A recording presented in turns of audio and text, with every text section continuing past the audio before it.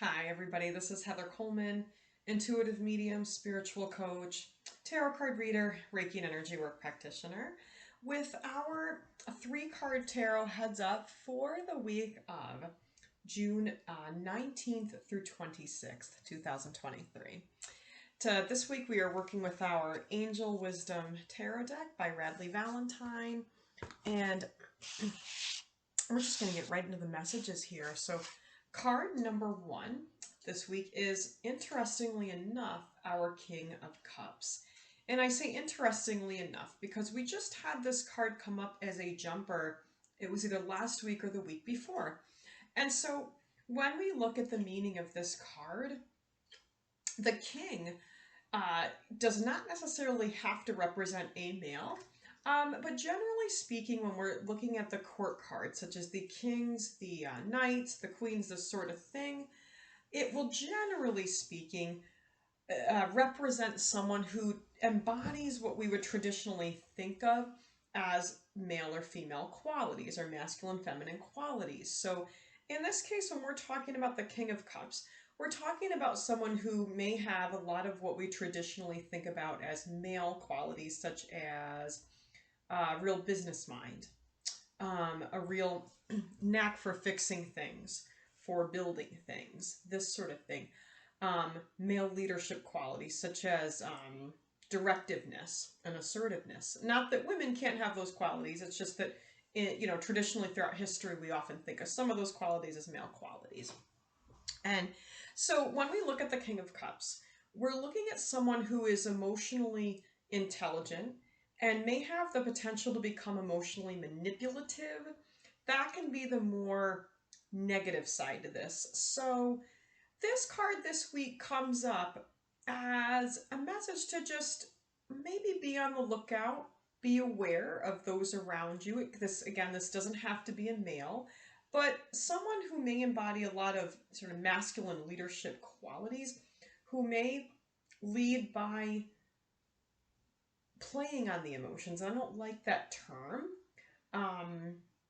Playing on the emotions, tugging on the heartstrings. So not a real nice message, but again, this card will come up at times perhaps to alert you that someone around you may be emotionally manipulative. Now, in certain cases, this card might be talking about you, and there could be a couple of meanings if this card is representing you, and this could be for a man or a woman. I have at times drawn this card to represent myself, to give me a heads up that I have learned to be emotionally intelligent and to understand the emotional truth of why people around me are doing what they're doing. In other words, to have the same awareness that that King of Cups has. Another meaning of this card can come up at times to just caution us not to become the kind of person who pushes on the heartstrings of others in a underhanded way. So just sort of a heads up, sort of telling us, you know what, don't become this way.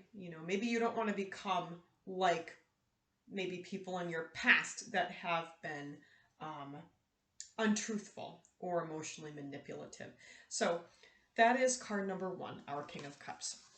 Moving on to card number two, a very positive card. We've got the Nine of Pentacles, and this card came up again about 2 weeks ago, so it's kind of cool to see this coming up once again.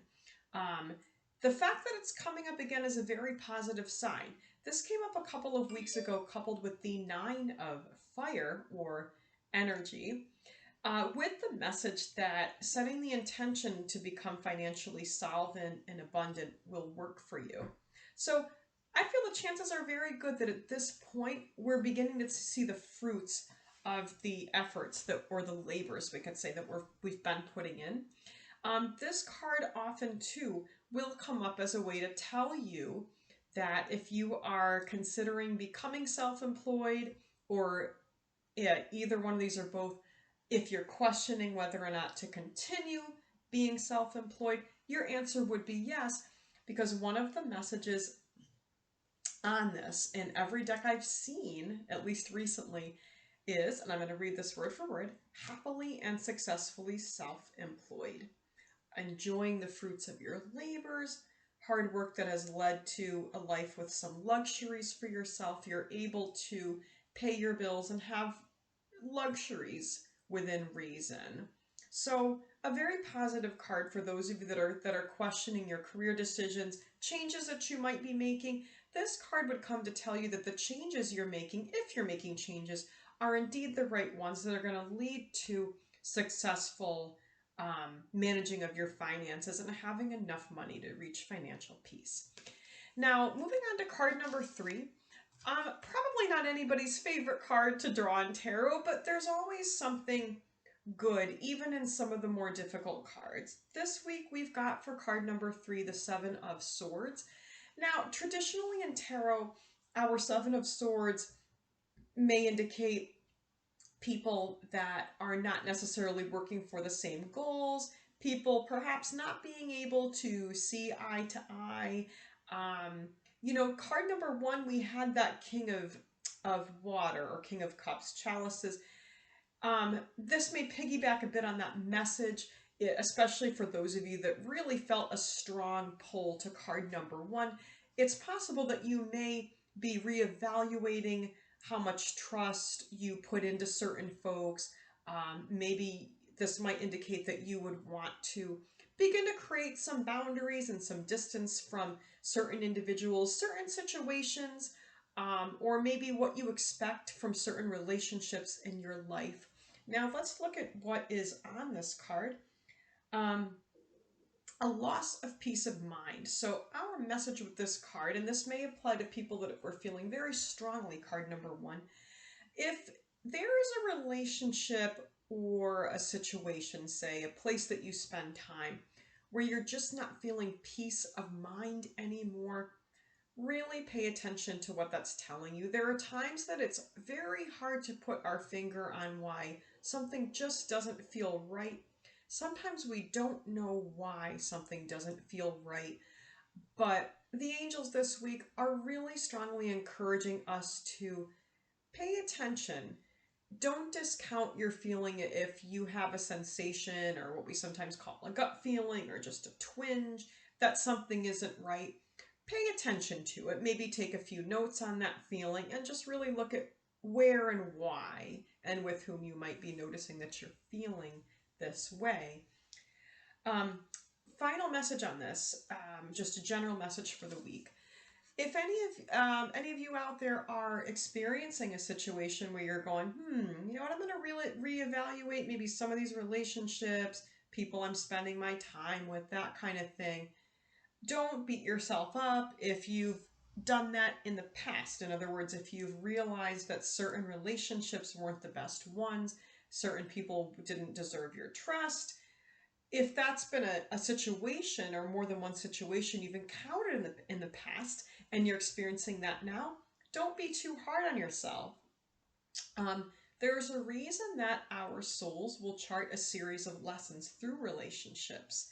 So rather than saying, gosh, why have I made the mistake again? Rather than that, instead, perhaps ask yourself, okay, what further level of lesson have I learned from this?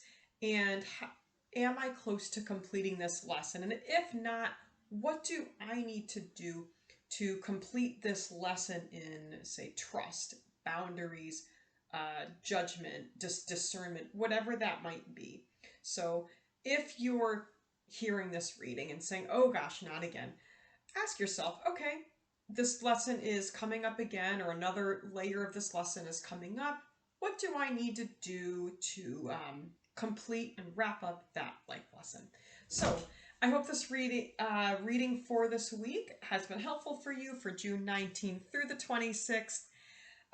If you haven't already done so, subscribe to my YouTube channel for card readings every week. We've got yoga and meditation videos. We've got learn videos. Check out my website at heatherlcoleman.com, and I will see you in the next video. Namaste.